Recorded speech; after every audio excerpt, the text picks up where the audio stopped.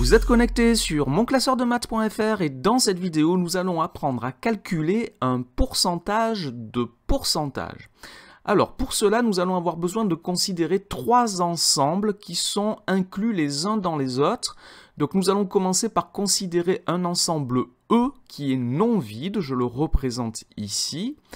Nous allons ensuite avoir besoin d'un sous-ensemble, lui aussi non vide, de l'ensemble E, et nous allons le noter A, je l'ai représenté ici en vert. Et enfin, un nouveau sous-ensemble, cette fois du sous-ensemble A, et je vais le noter B.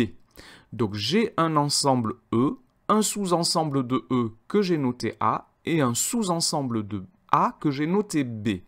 Attention, ce que ça signifie, c'est que l'ensemble B est inclus dans l'ensemble A, qui est lui-même inclus dans l'ensemble E. Cela signifie que tous les éléments de B sont aussi des éléments de A, et que tous les éléments de A sont aussi des éléments de E. Alors, nous allons noter P1, la proportion de A dans E. Je vous rappelle que la proportion de A dans E se calcule par le quotient de l'effectif de l'ensemble A par l'effectif de l'ensemble E. Nous allons ensuite noter P2, la proportion de B dans A. Donc cette proportion va se calculer par l'effectif de B par l'effectif de A. Et nous, ce que nous voulons calculer, c'est la proportion de B dans E. Donc la proportion de B dans E, avant de donner la formule, on va la démontrer ensemble. Donc la proportion de B dans E, c'est l'effectif de B par l'effectif de E. J'ai le droit de multiplier le numérateur et le dénominateur d'un quotient par un nombre non nul, par un même nombre non nul. Je peux, par exemple, multiplier le numérateur et le dénominateur par l'effectif de A. L'effectif de A est bien un nombre non nul, puisque nous avons dit que A est un sous-ensemble non vide de E. Non vide, ça signifie qu'il a au moins un élément, et que donc son effectif est différent de 0. Alors si je mets des couleurs ici pour bien y voir, je peux voir que dans le dernier quotient que j'ai écrit ici, je retrouve l'effectif de B divisé par l'effectif de A, qui correspond à P2, et l'effectif de A divisé par l'effectif de E, qui correspond à P1. Je peux donc écrire que P est égal à effectif de A sur effectif de E, multiplié par effectif de B sur effectif de A, c'est-à-dire P1 fois P2. Donc je peux écrire ici que petit p est égal à P1 fois P2, c'est une propriété importante qui me permet donc de calculer le pourcentage d'un pourcentage. Si je connais la proportion P1 et la proportion P2, je peux calculer P. Alors on va appliquer ça dans un exemple.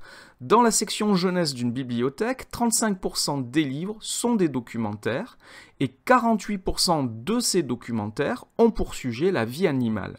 Et je veux savoir quelle est la proportion des documentaires sur la vie animale dans la section jeunesse de cette bibliothèque. Donc ici, j'ai bien le pourcentage d'un pourcentage. Les documentaires sur la vie animale représentent 48% de 35%. D'accord ? C'est 48% des documentaires qui eux-mêmes représentent 35% des livres de la bibliothèque. Alors, sur le graphique, j'ai donc l'ensemble, le plus grand ensemble, que j'ai représenté en orange, représente l'ensemble de tous les livres de cette bibliothèque. L'ensemble vert correspond aux documentaires et l'ensemble mauve représente l'ensemble des documentaires sur la vie animale. Alors, nous allons noter P, la proportion des documentaires sur la vie animale dans la section jeunesse de la bibliothèque. Et je vais me faire un petit peu de place. Et cette proportion va se calculer, donc la formule c'est P1 fois P2. J'ai besoin de connaître ces deux premières proportions. Donc la proportion de documentaires dans la bibliothèque, c'est 35%, c'est-à-dire sous forme décimale 0,35.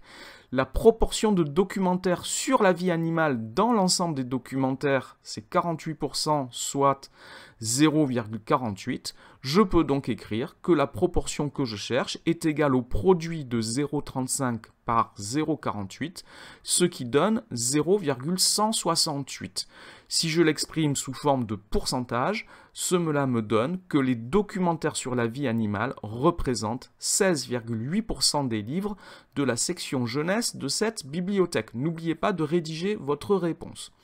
Voilà donc pour cette vidéo qui est maintenant terminée sur le calcul d'un pourcentage. Merci de l'avoir regardé, n'oubliez pas de lui donner un j'aime et de vous abonner à la chaîne. Au revoir.